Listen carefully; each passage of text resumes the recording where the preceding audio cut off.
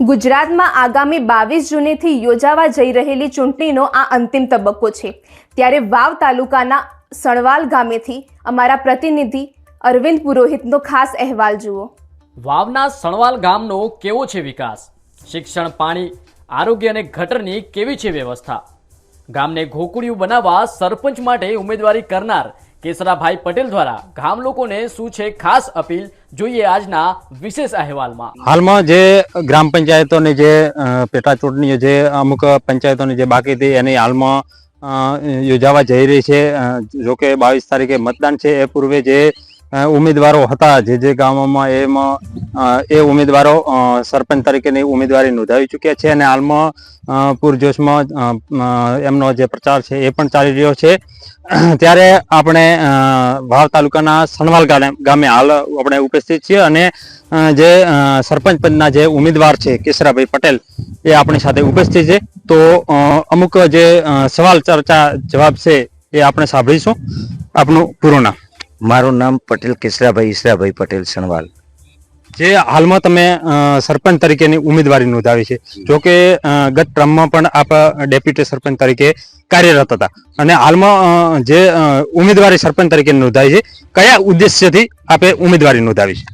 મારો ઉદ્દેશ એવો છે કે ઘણા આગળનું જે મારો ગામતળનો મુદ્દો પડેલો છે, અત્યારે મારે પહેલું ગામને જરૂરી વસ્તુ નવું ગામતળ નીમવાનું છે, તે એના માટેનું મારે પહેલું કાર્ય મારે નવું ગામતળ નીમવાનું કાર્ય કરવાનું છે, એ ઉદ્દેશ મારો છે।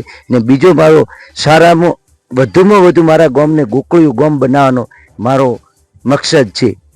જે ગત ટર્મમાં તમે ડેપ્યુટી સરપંચ પણ હતા, તો એ વખતે તમારા ડેપ્યુટી સરપંચના કાર્યકાળ વખતે એ સમયે જે સરપંચ હતા તો એ વખતના કાર્યકાળમાં કયા કયા કામો થયા છે અને હજુ કયા કયા એવા કામો કરવાના બાકી રહી ગયા છે જે તમે એ માટે સરપંચ તરીકે ઉમેદવારી નોંધાવી છે?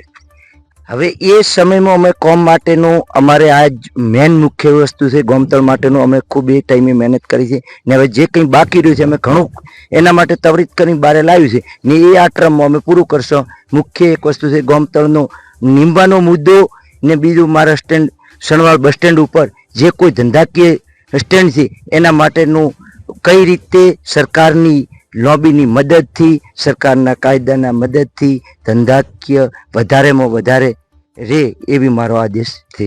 જે અમુક કેટલાક કામો પણ કરવાના બાકી રહી ગયા છે, એ કામો એ ટ્રમમાં ન થવાનું કારણ મુખ્ય શું હોઈ શકે? ન થવાનું કારણ અમારી ઉપરલી લોબીની મજબૂતાઈ એ સમય નથી, એના કારણે ને અમે એ સિસ્ટમો એ ટાઈમે અમે નવા માણસ તરીકે હતા એ હિસાબથી, બાકી અમે અત્યારે 5 વર્ષ આ પંચાયતમાં ભોગ આપ્યો છે તે હવે એની અંદર અમે સક્ષમ છો, આવું અમારું કેવું છે। જે આપે ઉમેદવારી નોંધાવી છે તો કેવું લાગી રહ્યું છે? શું હોઈ શકે જે પરિણામ અને જીત્યા તો કેવા તમારા કાર્યો હશે? પરિણામ વસ્તુ એવું છે કે મારી જનતા જનાર્દન મને 100% હું વિશ્વાસથી આગળના સમયમાં હું પબ્લિક સાથે જોડાયેલો હતો, હું 18 આલમના સજેશનથી હું ઉમેદવારી નોંધાવી છે ને હું મક્કમ વિશ્વાસથી મારી પ્રજા મને ભરોસા સાથે મને જીત આપશે એવું હું કહેવા માંગુ છું। જો આપે જીત્યા અને સરપંચનો તાજ તમારા ફાળે ગયા તો સૌ પ્રથમ તમે એવું કયું કાર્ય છે કે જે સૌ પ્રથમ એનાથી શ્રી ગણેશ કરવા માંગશો? અત્યારે વધારે વિશેષ વાતમાં એવું છે કે મારું સૌ પ્રથમ માટે હું નવું મારું ગામતળ નિમિષ એ મારું પ્રથમ કામ રહેશે। હાલમાં જે વીજળી, પાણી, આરોગ્ય, શૈક્ષણિક રીતે હાલ કેવી સવલતો છે? સવલતો હાલ મળી રહી છે કે એમાં ઉણપ છે? શું કહેશો?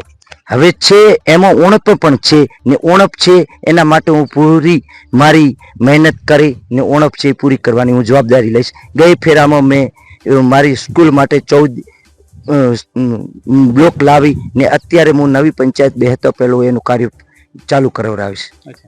તો જે આરોગ્ય, શિક્ષણ એમાં પણ કેટલીક સુવિધાઓ હશે, તો બીજી ખાસ જે ગામ લોકો માટે તાતી જરૂરિયાત કઈ છે કે જે એ વર્ષોથી ઉકેલાયો ન હોય અને જે તમે ઉકેલવા માંગતા હોય? વર્ષોથી ઉકેલ માટે મારો મુખ્ય દબાણનો પ્રશ્ન મારા ગામનો, એના માટે હું સરકાર સાથે જે કંઈ એક વસ્તુ છે કાયદાને આધીન જે કંઈ સિસ્ટમ હશે એ સિસ્ટમ સાથે બેસી ને હું આ પ્રશ્ન ઉકેલવા માટે મારો મકસદ છે. મારું અગાઉ પણ દબાણ હટાવવાની કામગીરી થઈ ચૂકી હતી, તો શું એવું લાગી રહ્યું છે કે હજુ બાકી રહી ગયા છે? એ વસ્તુ છે, પણ જેટલું બનશે એટલું જે તે પબ્લિકની મારે રહેણાંકને કે કોઈ પણ વસ્તુને કોઈ હાનિ નહીં પહોંચે એવું ને સરકારને પણ નીતિ નિયમને આધીન રહી ને દરેકનો ન્યાય મળે એના માટે હું પહેલો પ્રયાસ કરીશ. જે હાલમાં તમે સરપંચ તરીકેની ઉમેદવારી નોંધાવી છે, જીત બાદ તમે એવા વ્યસન મુક્તિને લઈ કે એવા અને કેવા કયા સેવાકીય પ્રવૃત્તિ કરશો જેનાથી યુવાઓનો પણ એક પ્રેરણા મળે? એ માટે હું વ્યસન મુક્ત તો 100% એક વસ્તુ છે હવે જરૂરી છે, કારણ કે અત્યારે વ્યસન ને ફેશનની અંદર નાની પબ્લિક એક વસ્તુ છે ખૂબ આની અંદર પરોવાઈ રહી છે, બરાબર. એના માટે હું કાયમી માટે સજ્જ રહીશ. બીજા નંબરમાં હું ગામની અંદર કોઈ ગાયો માટેનું જે કંઈ પ્રક્રિયા હશે તે એ વસ્તુ માટે બીજી જે કોઈ આજની સિસ્ટમ હશે કાલે હું પંચાયતમાં મારી જવાબદારી આવ્યા પછી હું ગાઈડલાઈનથી કોઈ પણ કાર્ય કરવા માટે તત્પર રહીશ. તો આપણી સાથે હમણાં જે ચર્ચા હતી એ સરપંચ તરીકે જે ઉમેદવાર હતા એમની સાથે ચર્ચા હતી. હવે આપણી સાથે એક ગ્રામજન ઉપસ્થિત છે, એમને પૂછીશું જે હાલમાં સરપંચની ઉમેદવારી ચાલુ છે, તો આપ કેવા સરપંચને ઈચ્છો છો? કેવો સરપંચ કેવો હોવો જોઈએ? ગામનો યુવા સરપંચ હોય તો કંઈક ગામનો વિકાસ થાય. અને આપણે કેશરાભાઈ યુવા સરપંચ છે અને એ પહેલા ડેપ્યુટી સરપંચ રહી ચૂકેલા છે અને ગામને સારું એવું કામ પણ કર્યું છે ગામ માટે, અને હજી પણ એ અમને વિશ્વાસ છે કે ગામ માટે સારું કામ કરશે. જે ગ્રામની દ્રષ્ટિએ જોવા જઈએ તો તાતી જરૂરિયાત તમને કઈ લાગે છે કે એ કોઈ બી ઉમેદવાર કોઈ બી જીતીને આવે તો અમારે આ કામ પહેલું થવું જોઈએ?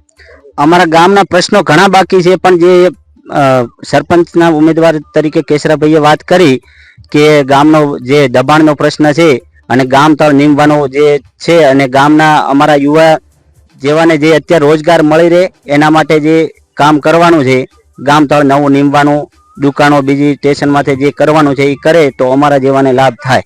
ગટરની બીજી એવી કોઈ સુવિધાઓ છે કે નથી, કે કઈ રીતનું છે? ગટરની સુવિધાઓ થોડી થયેલી છે અને થોડી બાકી છે, એ પણ કરે તો સારું કહેવાય. તો આ હતા જે સરપંચ તરીકે જે ઉમેદવારી નોંધાવી એ ઉમેદવાર અને બીજા અન્ય ગ્રામ લોકો.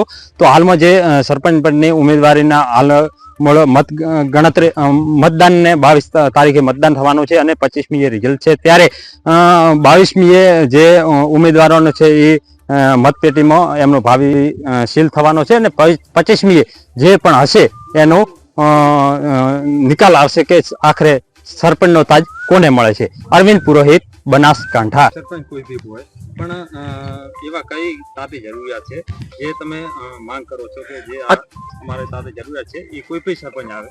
અત્યારે અમારે ગામને મોટી ને પહેલી જ માગની જરૂરિયાત છે કે ગામની વસ્તી વધારાથી જે ગામના દબાણના પ્રશ્નો પડેલા છે, નાના નાના જે ઝૂંપડાઓ લઈને વારે વારે દબાણોને પડી રહ્યું છે, તો એ સ્થાનિક કોઈ પણ સરપંચ આવીને જે અમારું નિકારણ કરી શકે અને ગામ વસ્તીને એક જ કે વસ્તીના નવા પ્લોટ ફાળવી અને અમને કાયમી રહેઠાણ આપે, અમારી ગામની પહેલી આ જ માંગ ઉપર અમે સરપંચને ચૂંટી રહ્યા છીએ.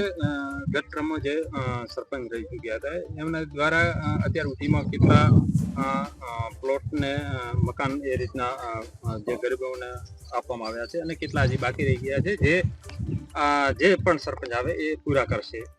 ગઈ સરપંચની ચૂંટણીની અંદર સરપંચને થોડા સમયની અંદર આકસ્મિક મૃત્યુના કારણે અમારી પંચાયતની અંદર એમનું ખાલી બોડી મતલબ પડ્યાથી એ કામો બધા અધૂરા અટકી ગયેલા છે અને એ નવી માંગ અત્યારે અમારા યુવા સરપંચ ઉપર અમે અપેક્ષા રાખીને બેઠા છીએ કે જે કામો અધૂરા છે એ આવીને તાત્કાલિક પૂરા કરી શકે. ગટર પાણી, વીજળી પાણી ને લઈને કેવી વ્યવસ્થા છે, સુવિધા મળે છે કે કેમ? ગટર પાણીને લગતા હજી પ્રશ્નો ગામની અંદર જે ઘરે ઘરે નળના પાણીના છે એની અંદર ઘણી અત્યારે મતલબ કાપ આવેલો છે. તો પહેલા તો ગામની અંદર પાણી ઘરે ઘરે જે મળે એ બી મોટી જરૂરિયાત છે. પછી નાના નાના જે અમુક સંડાસ બાથરૂમના કામો બી બાકી છે વસ્તીમાં, તો એ કામો મતલબ નાની રહેવાતની જે કામો છે એ પૂરા કરે એવી અમે અપેક્ષા અત્યારે સરપંચ જોડે લઈને બેઠા છીએ, જે આવીને પહેલું અમારા પાયાની જરૂરિયાતો છે એ પૂરી કરી શકે. અને એ અત્યારે અમે જે ભાવિ સરપંચને અમે બધા તન મન ધનથી જોડાયેલી માંગ કરી છે એ મારી અપેક્ષા છે કે 100% પૂરી કરશે.